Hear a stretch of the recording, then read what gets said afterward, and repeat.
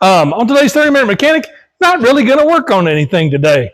Basically, I'm just going to tell you about where all the projects are, where they're at, and what the status is on them. And we might even get a little footage of our latest project, our 88 Ranger, and kind of give you the rundown on it.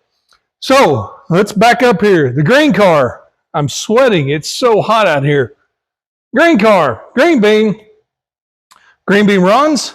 And I really wanted to put some miles on it this weekend, but I got completely sidetracked putting different mufflers on my 91 F350 because I put some MagnaFlows on it and they were so drony. It drove me crazy, and I ended up putting some just cheapo Summit turbo mufflers on there, and it's perfect. I love it so much now. The green car, I haven't driven it much, because I hadn't greased anything. I put everything together, all new front end stuff and everything in it, but I hadn't greased anything. So I just got finished. That's why I'm sweating. I just got finished greasing the whole front end and everything that has a grease dirt on it, I greased. So it's all good to go to drive around now. You can see the 69 Galaxy, got it up in the air. We got a bunch of work we need to do to it to get it ready for Rocky Mountain Race Week next year in 2026. The biggest thing is we're going to put an E4OD in it, which I have right back there, for overdrive. So I have an overdrive transmission in it. It currently has a C6 in it that leaks fluid like it doesn't have a seal in it. So the C6 leaks real bad. It works fine, but it leaks really bad. We've got an E4OD back there. We've got a transmission controller, a Baumann unit that will shift that dude. We got it up in the air. We do need to replace our pickup in the tank because I think the little sock deal is completely gummed up because the car will make a decent 8th mile pass, but then it noses over and runs out of fuel. So it's either the sock's plugged up or the fuel pump can't keep up. And we're going to rectify both of those situations. I picked up a 3/8 inch pickup that fits in the in-tank pickup that fits in there. We did have a little sump deal that we were going to use, like the diesel guys use where you cut a hole, stick it up in there, and it mounts to the bottom of the tank. But the tank doesn't have a flat spot. It has all these ribs in it like the bed of a pickup. Has all these ribs in it for stiffening. So it wasn't a big enough flat area to use the sump. So we're just going to use the 3/8 pickup. It should be fine for the horsepower that this thing makes. It's a warmed over 460 stock heads, nice little Lunati cam in it, 850 brawler carburetor, wind intake, headers, So, maybe tickle the 13s with it. That's kind of my thought. Maybe it'd run a high 13. So it should make the 3/8 should be plenty big, but we're going to run new lines, maybe an electric fuel pump, just to make sure we have the volume of fuel that we need. Now, the 83. The 83 is just sitting here. It's drivable. I can drive it anywhere I want to, pretty much. Fires right up with that new starter we put in it. The track will be open this weekend, and I'm thinking I may go out and try to make a few passes with it. Our event that I love to go to every year, Ford versus Buick, is normally in Noble, Oklahoma. Well, if you haven't heard the news, the track at Noble, Thunder Valley, has closed indefinitely. So pretty much Ford versus Buick is not going to happen this year unless they find a place to move it to. In which case, depending on where it is, I may not make the trip because going to Oklahoma City from here is not bad. But if I have to go much farther, I'm really not interested in a one-day event. So we may run the 83 out the Amarillo Dragway with our locked out timing and our new radiator. So maybe the thing will stay a little cooler. It wasn't bad, but it could run a little cooler, which I really wanted, with our dual pass radiator. So everything's cool there. And yeah, we picked up a new project, a project pickup. I'll give you kind of a little rundown on it, and then maybe in a minute I'll take some video of it. It's a 1988 Ford Ranger, extended cab. Currently has a 2.9 in it with automatic, which I'm not gonna keep that in. The 2.9, previous owner pulled all the heads off the intake, so it's just a short block sitting in there. 2.9s are kind of cool motors. I've played with them quite a bit over the years, but I have no desire to build a 2.9 for this pickup. It's an 88. It's a non-AC truck, so I don't have the AC stuff to mess around with. Which, you know, the box on the firewall is usually the problem area with these putting a small block, because the intent is to put a small block Ford in it. I'm going to put the 302 that used to be in the red car in the Ranger. So the Ranger will be a small block 302, probably some form of Mega Squirt EFI with a GT45 turbo. That combo was a lot of fun in the Mustang, and gosh, I'm just dripping sweat everywhere. There was a lot of fun in the Mustang, so I think it'll be a lot of fun in the pickup. We'll probably lower it with I-beams and a flip kit in the rear. I do have a 9-inch housing that I think I'm going to cut down and use. I have a center section and a 9-inch housing. I think the center section has 350 gears in it, maybe. Yeah, I think that's right. So I'd like to use that, and because the truck right now has a 7.5 forward rear end, it open 345 ratio. It wouldn't last long. It would probably break the carrier or the pin or something inside there. Just a open carrier. So it's a decent enough little truck for the age of it. I mean, the darn thing's old. It's got a few dings in it here and there. Not bad. Really no rust. It had a bunch of mud caked under it, and I got all that washed out. It's just a cheap truck. I have no problems cutting holes in it to do whatever I want to do. So the plan for it, well, let me back up. I've played with Rangers quite a bit in my life. I've had two other ones. I had an 84 and an 86, and the 84 is a regular cab, short bed, 4-speed, 4-cylinder. I hot rodded the 4-cylinder in it, and it was a blast to drive. It turned a ton of RPM. It got lowered, it got lifted, it had big stereos. I did everything with that pickup. I had it for a long time. Finally got rid of it. It got small block. It got a small block Ford put in it with a 5-speed. It actually went 4-cylinder to the V8, ran that for a while, and then ended up putting the 4-cylinder back in later on. Go figure. After that, I got an 86. It was a regular cab long bed, and it had a 2.9 in it, and I played with that thing a lot, trying to improve the performance. I ended up with a turbo on it before I knew anything about turbocharging. I converted it to mass air using a California computer and mass air meter and all that stuff. And it ran really good. It ran mid-14s here in Amarillo. And so it was a blast to drive. You couldn't launch it.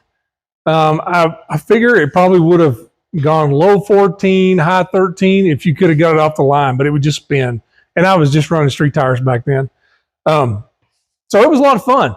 And it eventually broke one night at the track. The boost controller stuck. We were using the old, I forgot what they call Granger valve or whatever, boost control. And it wouldn't make the boost on the passes. So I kept turning the boost controller up. Well, I guess there was something stuck in it, because it finally popped loose on a pass, and it made over 20 pounds of boost, and it broke a piston. So drove it home, and then did a small block Ford swap in it with a 5-speed. Now that was a lot of fun. The small block in that pickup, it was basically a 1986 spec HO motor. So E6 heads, HO cam. I did put forged pistons in it from an 87. So it wasn't a powerhouse. It really wasn't. It wasn't faster than, it was actually slower than the turbo 2.9. But it was a lot of fun to drive, and I enjoyed that. Then a little while later, I got the wild hair, and I ended up putting a big block in that truck. Wow, that was a project. And that's how, if you see my YouTube channel, Big Block Ranger, well, that's where that came from. The blue truck with the big motor. It was the stupid blue truck, the SBT. I call it the stupid blue truck because it caused me all kinds of trouble. The big block was a lot of, it was an interesting project. I wouldn't say it was a lot of fun. It challenged me at every turn because things didn't always go the way it was supposed to go.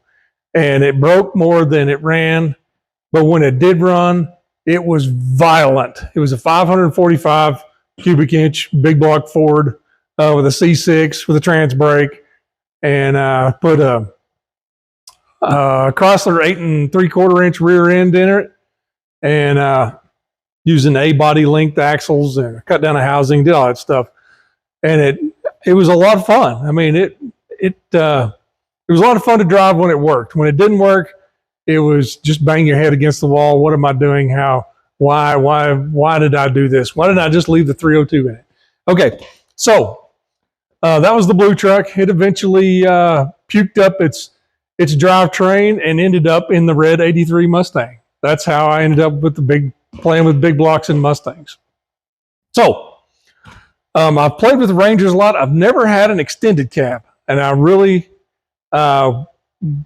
am happy to have an extended cab because I'm a tall guy and I need the leg room, and I always wanted more room inside the cabs.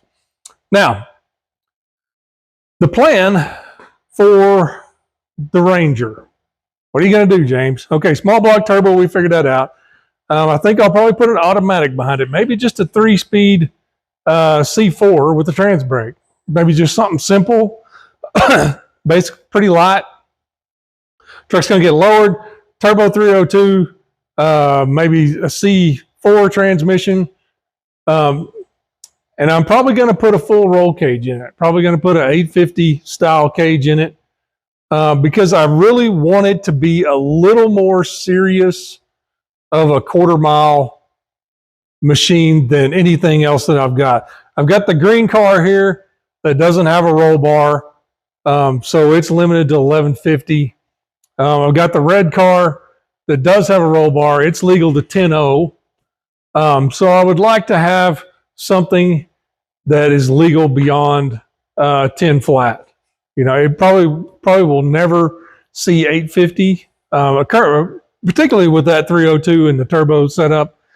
If it runs a 990 ever with that setup, that'd be amazing.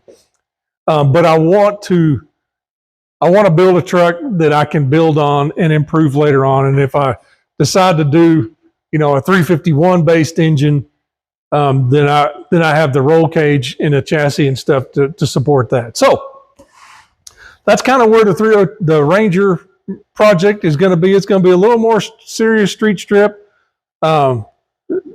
Street, obviously, that's what I do. Drive them on the street. Drive it to the track, drive it home. That's what I like to do. I hate putting stuff on a trailer just to go out to the local track because it's just too much of a hassle to put it on a trailer just to drive that far. So I really want a street truck, 302, 3-speed automatic trans brake, 9-inch rear end, lowered 850 cage. Probably going to strip a lot of the interior stuff out. The headliner will probably come out because it's kind of bad shape, but excuse me. But I'll tell you what, let's go to the house and I'll give you a little once around on the Ranger and we'll kind of get in and kind of look at it. So buckle up, let's go. All right. Here is our latest project car. Let me back up here a little bit. Let's get a good look at it. 1988 Ford Ranger. 2.9, like I said before. It's missing a little bit of paint. Body's pretty straight for as old as it is. It has been painted, top coated once here and there a couple of times. It's opened up, we can look at the inside. See if I can get up there without falling off the trailer. All right, so we got our little blue Ranger interior. Odometer shows 44,425 miles, which is probably 144,000. I'm guessing. It's not bad in here. The seats are a little dirty. Headliner's kind of gross. A little box over there is kind of gross. But a good cleaning. I think it'll be pretty decent. The good cleaning. Look behind the seat. Look, there's a gun rack. I got a gun rack in here. I'm probably gonna pull, and look, it even came with look at that, black ice. It's like a requisite for junky old cars, I think. A lot of these interior panels I may take out. I'm probably gonna take it out to do the 850 cage, and then the carpet I'll probably take out. And I would rather just do a rubber floor mat than carpet, but we'll see about that. Doors shut pretty solid. I don't know if you can see much underneath. Just basic surface rust. It's dirty still because I cleaned all the mud off. Needs another cleaning. Just basic surface rust on the frame. Nothing to worry about at all. Gonna look up under there. Little 2.9 seen better days. It's leak. They're pretty good at that. Does have the aluminum wheels, which I'm not going to be using because they're 14-inch. Walk around the back. One thing I wish it didn't have was these little hook things, but you know, maybe it's like the engraving on my 83. Maybe they're just so terrible that I'll leave them. Who knows? Got a bunch of stickers on the back. Coleman, NRA. Who knows what else? There's all sorts of bits. 2.9 parts. Got 2 spare tires. Got an NRA sticker on the back window there. But it's actually pretty straight. I think this fender's dinged up a little bit. May have gotten straightened out. I'm not really too worried about the body on them. If you've seen any of my other cars, body's not really a big concern. But here's the other side. It's like somebody spilled their Dr. Pepper in the seat. I did find receipts in it from October of 2024, so it's been on the road. Hasn't been too long since it's been off the road. Looks like somebody was exerting their manliness and decided to punch the fender at some point, so the fender's got some dings in it. I'll probably pop those out. The roof is missing a lot of paint, just like the hood. When I pressure washed it, stuff just started flying. Paint just started flying everywhere. You can probably see it laying on the trailer everywhere. Somebody put an electric fan on it, try to keep it cool. 2.9s, which is kind of weird because the radiator's way back there. The electric fan is probably 4 inches from the radiator. So, yeah, okay. But looks to be a solid little pickup that we can really have some fun with. Man, I love the extended cab. I'm actually thinking about, you know, the main hoop. I might be able to come down with the down bars and come through the firewall and through the bed and hit the frame without having to go through the back window. Because that's one of my pet peeves about pickups with roll cages is having to come through the back window or come through the top of the cab with the down bars. If you can keep them in kind of tight and still keep a good angle on them and go down through through the back of the cab. That would be so much better. That's what I'm going to look at doing, but that's a ways off. Like I said, this project, it's going to be on the back burner for a little while. Probably won't get in the shop till we get the Galaxy all fixed up and ready to roll, just because I don't have the space. So it's going to go into storage for a while. Peek under here and look at the bottom side here. Like I said, surface rust and just the old 7.5 Ford rear end. You could get an 8.8 in the later models with a 4-liter, but I mean, you still end up with 28 spline axles and still have to do C-clip eliminators and all that stuff. So I think I'm just going to build the 9-inch that I have. So that's the 1988 Ranger. I hadn't come up with a name for it yet, but I may call it Trey because it's my third one. So who knows? All right, that's going to do it for 30-Minute Mechanic today. Gave you a little update on our project cars, where they're at and where we're headed with them. And I got to show you the 88 Ranger. I'm super excited about that thing. Can't wait to get it in the shop and start taking things apart and cleaning things and planning and just diving in. I just love new projects. So make sure you check out the description. Check out my friends' channels. But for now, like, subscribe, ring the bell, tell your friends. We'll see you next time. Bye.